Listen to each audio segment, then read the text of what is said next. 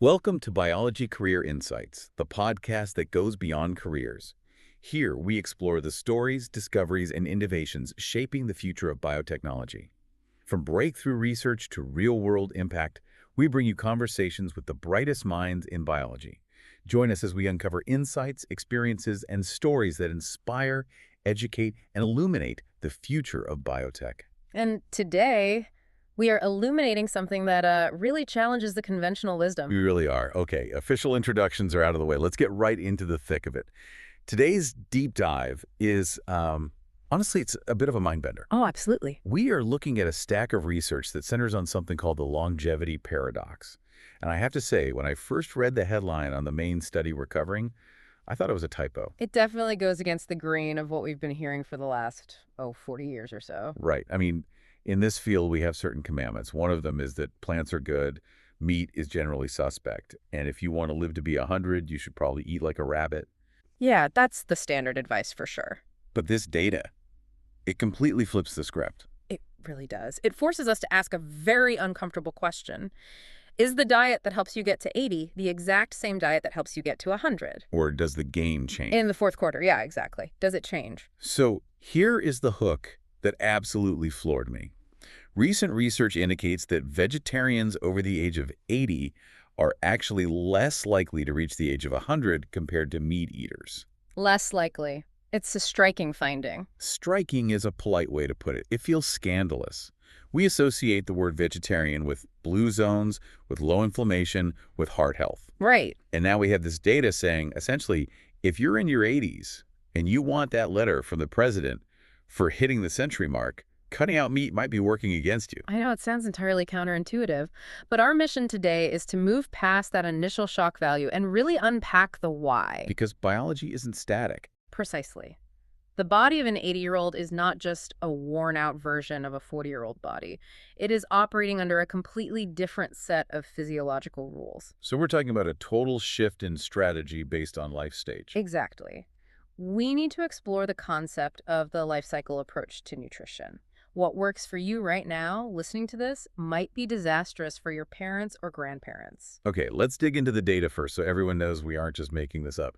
This comes from a pretty massive data set, right? It does. We are looking at the Chinese Longitudinal Healthy Longevity Survey. This is a very robust project. The researchers specifically looked at a cohort of more than 5,000 adults. Wow, 5,000.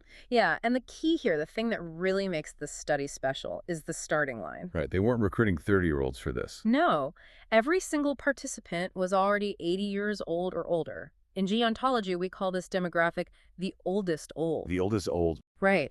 The researchers followed them to see who would survive to become a centenarian, someone who hits 100, by the year 2018. So we have 5,000 people, all over 80. We know what they eat. We watch who survives. And the findings were... The raw data showed that by the end of the study period, the participants who strictly did not eat meat had a statistically lower probability of becoming centenarians than those who consumed meat. Just hearing that, it makes you want to rethink every salad you've ever eaten. Usually we were told that animal protein drives aging pathways, like mTOR, and that we should really minimize it. And that is true in midlife. But we have to be the voice of reason here. Before we tell everyone listening to go out and buy a steak, we need to acknowledge the limitations. This is an observational study. Ah, right.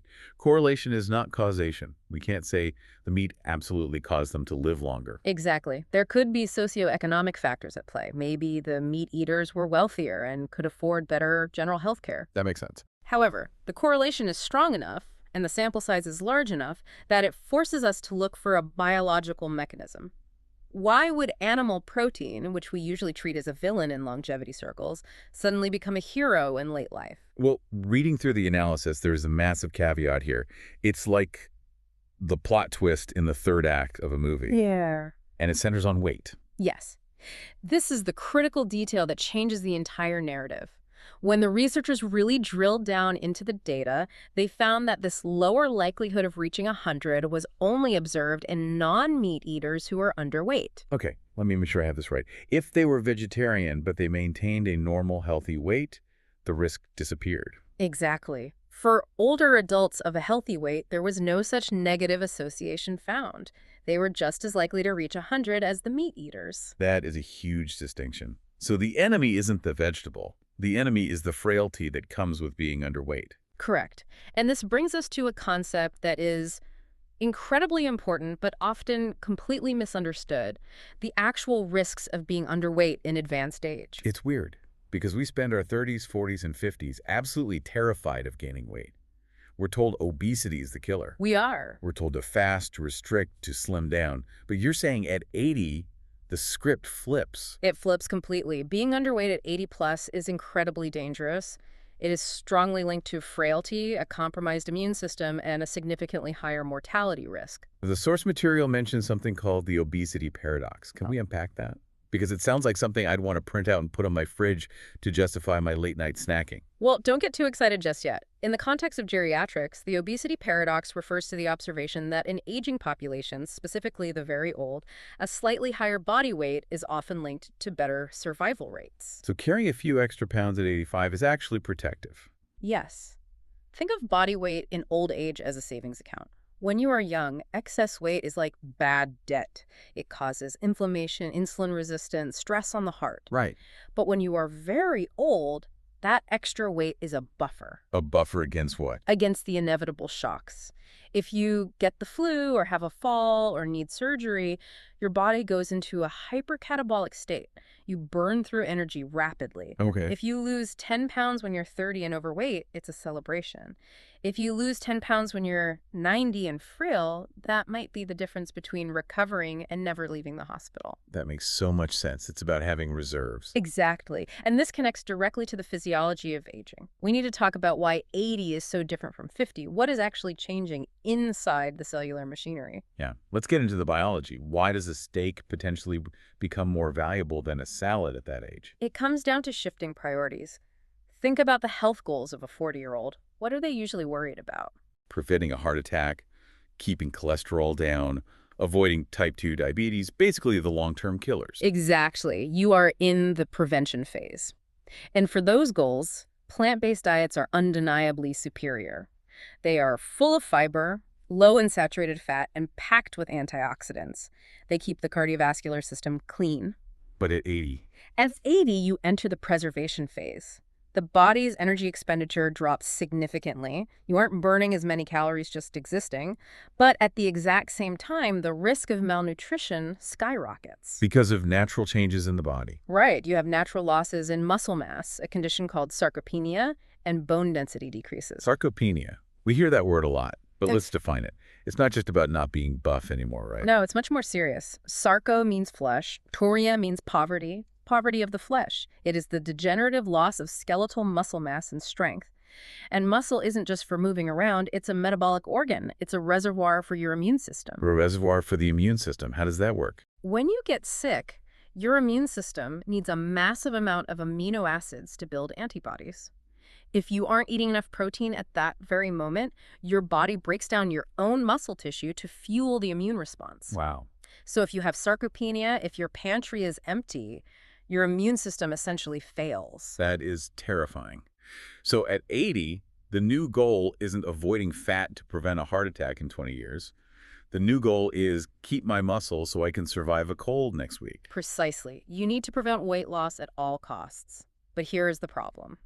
As we age, we develop something called anabolic resistance. That sounds like the body is actively resisting growth. That's exactly what it is. An older muscle is less sensitive to dietary protein. If you give a 20-year-old 20 grams of protein, their muscle-building machinery turns on full blast. And for an older adult. If you give an 80-year-old the same 20 grams, the response is barely a blip.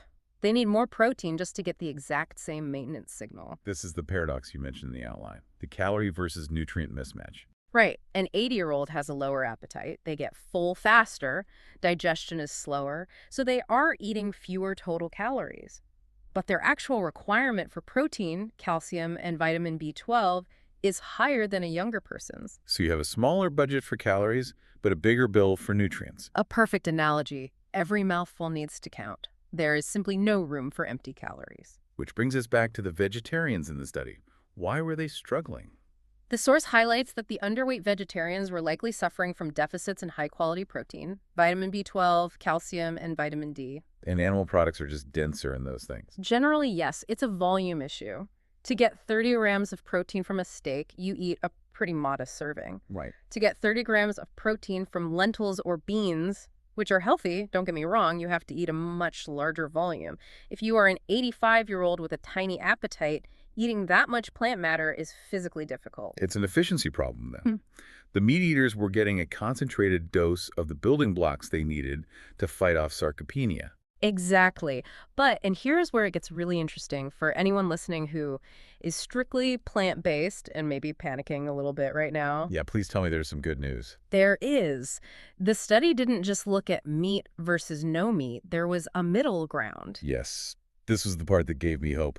The study looked at people who weren't meat eaters, but weren't strict vegetarians either. The pescatarians and the lacto-ovo-vegetarians. The study found that participants who included fish, dairy, or eggs were just as likely to live to 100 as the meat eaters. So the folks enjoying their omelets and their salmon were perfectly fine. They were. And this suggests that the magic ingredient isn't red meat specifically. It's not about the steak itself. It's about the animal source nutrients, that dense protein and calcium required for bone and muscle health. It's the delivery mechanism. Fish, eggs, and dairy are just really efficient delivery mechanisms for these critical nutrients. Exactly. It reinforces the idea that the danger for the underweight vegetarians was likely a deficiency in these specific building blocks. It brings to mind what geriatricians often call the tea and toast syndrome. Tea and toast. I feel like I've seen this with older relatives, actually. They lose energy, they lose the desire to cook, so they just have some toast and tea. It's incredibly common, it's easy, it's comforting, and technically it's vegetarian, but nutritionally, it's a complete disaster. It's pure carbohydrate with zero structural support for the body. It just accelerates sarcopenia. So if you are strictly plant-based at 85, you have to work really hard not to fall into that particular trap. You do. The source makes it clear that plant-based diets can work for the elderly. We aren't saying it's impossible, but it requires much more careful planning. Like taking supplements. Yes, you likely need protein supplementation, and you need to track your intake rigorously to match the nutrient density that an omnivore gets almost by accident. So let's zoom out a bit. What does this tell us about how we should view diet over an entire lifetime? Yeah. Because we usually look for the perfect diet, capital P, capital D, that applies to everyone all the time. This brings us to the synthesis of all this data, the life cycle approach. We have to stop thinking of dietary guidance as a one-size-fits-all rulebook that applies forever. It's more like financial planning, right? You used that analogy earlier. Right. When you are young, let's say 20 to 60, you are in the accumulation phase. You are investing in your long-term health. You want to keep inflammation low, keep your arteries pliable. You can afford to spend less, eat fewer calories, fast, restrict, to optimize for long-term metabolic health. But when you hit 80, you enter the preservation phase. The entire goal shifts. You are now living off the capital you built. You need to keep what you have. So the priorities change entirely. They do. You stop worrying about whether the cholesterol in an egg is going to clog an artery in 20 years, and you start worrying about whether that egg will give you enough strength to stand up out of a chair today. That is such a vivid shift. The risk profile literally changes from chronic disease to acute frailty. Exactly. And I think that is where a lot of the confusion comes from.